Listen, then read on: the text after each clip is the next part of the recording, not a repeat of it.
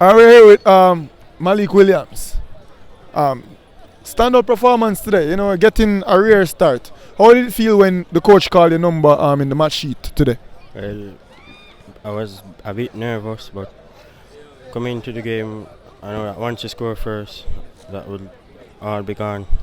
So yeah, Alright, it's a big match to play in. Under the lights, Sabina Park, a great atmosphere, hundreds, if not thousands, of fans.